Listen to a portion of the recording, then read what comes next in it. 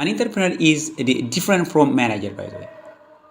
But it doesn't mean that they are entirely different from each other.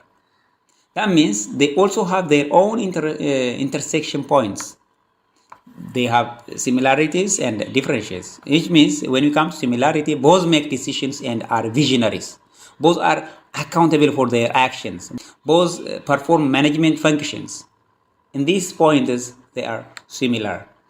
However, there are points that make them different. For example, in regard with primary motive, the entrepreneur is primarily driven by innovation, profit, and need for independence. On the other hand, the manager is driven by power and compensation. In regard with risk-taking, also have differentiate. An entrepreneur takes calculated risks of a business venture. He may jeopardize his own financial security for losses that may occur, but the manager does not face the uncertainty of a new venture with its potential for failure and financial losses. He does not share any business risks. When it comes to regards also, the other point that makes them different, an entrepreneur is motivated by profit, while the manager is motivated by external imposed goals and rewards. The other point is skills. An entrepreneur needs initiation, creative thinking, and innovative ability, among other skills. On the other hand, a manager depends more on human relation and conceptual abilities. When we see their status also, an entrepreneur is self-employed and he is his own boss. But a manager is salaried person and he is not independent of his employer.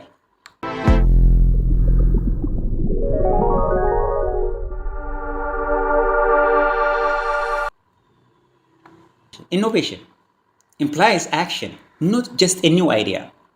Innovation is the transition of creative idea into a useful application. But creativity is the ability to bring something new into existence. Okay? And the ability to bring something new into existence. Here, there is no action to make the idea to reality. It is the seed that inspires entrepreneurship and it is the prerequisite to innovation. In the creativity process, most social scientists agree on five stages. The first stage is idea germination. It is a seeding process. For most entrepreneurs, ideas begin with interest for finding a solution to a particular problem. The second stage is preparation. Once a seed of interest has taken from us a focused idea, creativity people embark on conscious search for answers. If it is a problem they are trying to solve, then they begin an intellectual journey, seeking information about the problem and how others have tried to solve it. The third stage is incubation. It is the assimilation of information by the subconscious mind, just in hidden mind. In this stage, the subconscious intellect assumes control of creative process. The fourth stage is illustration. It is an enlightenment period. It occurs when the idea resurfaces as a realistic creation. This stage is critical for entrepreneurs because ideas by themselves have little meaning over here. Then, finally, verification. It is the development stage of refining knowledge into innovation. So, in general, the creativity process has 5 stages. The first one is idea germination, then preparation, then the third stage is incubation. After we incubate, illuminate the ideas. Then, verifying will be the final stage for this process.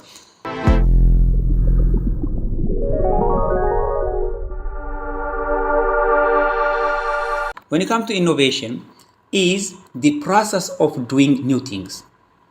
Innovation is the process of doing new things. It is the transformation of creativity idea into useful application, which results in new products, services, or processes.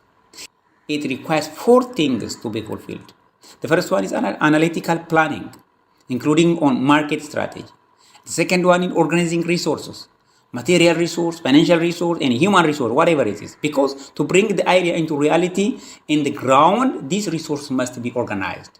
The third point is implementation. In the implementation period, the plan will be changed to reality. Then finally, the fourth, commercial application. Because finally, applying it to the market. It is the stage where creativity idea transfers into application. This commercial application provides value to customers, reward for employees, revenue for investors, and satisfaction for founders.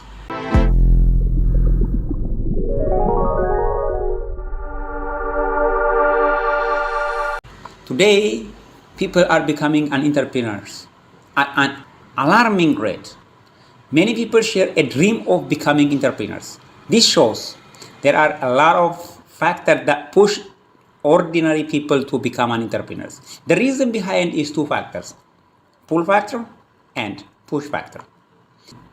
The opportunity that you have to gain control over your own density, the opportunity to reach your full potential and reap unlimited profit pulls you to be an entrepreneur. In addition, the opportunities that you have to contribute to the society is the other pull factor to make us an entrepreneur. On the other hand, community attitude, unemployment, and the disagreement with the previous employer are your push factor. Those forces you to be an entrepreneur.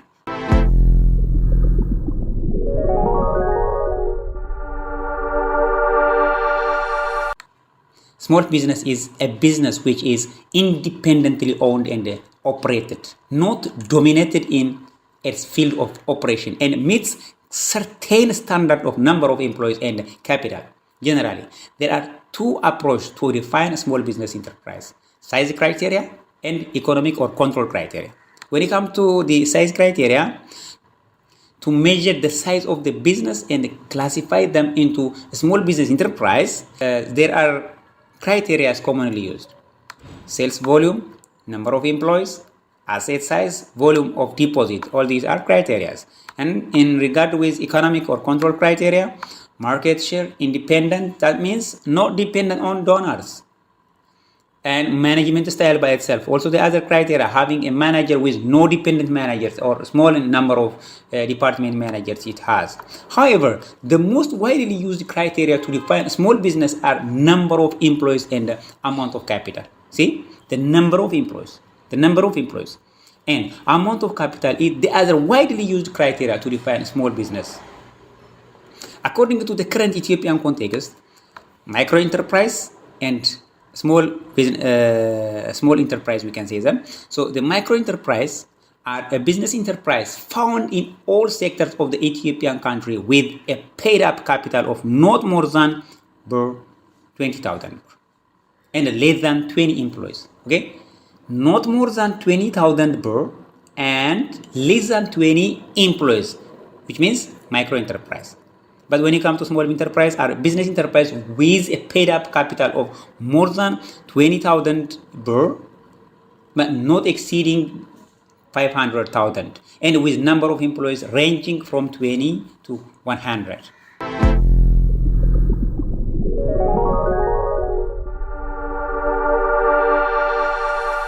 So when it comes to characteristics of small business, it has own characteristics. The first one is actively managed by its owner. Independent management, it means no or few management style. The other characteristic is its style of management is highly personalized. That means the owner has first-hand knowledge of every move in the business at all levels, and he is the main decision maker. Okay, the capital is also supplied by ownership and is held by an individual or a small group.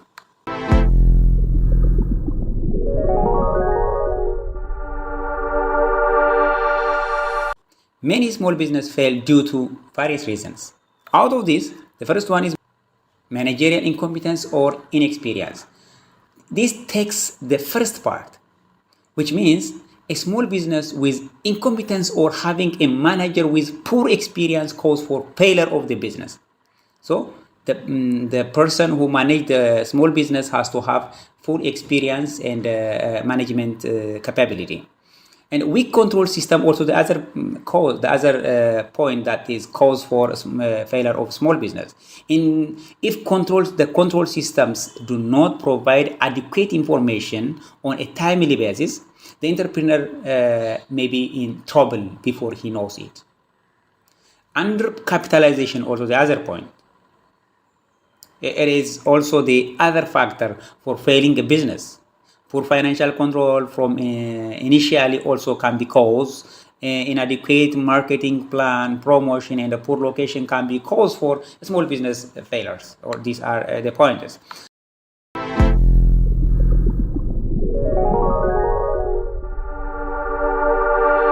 As an entrepreneur start up a new business, they could get the idea of a business from different sources. There are many possible sources of ideas.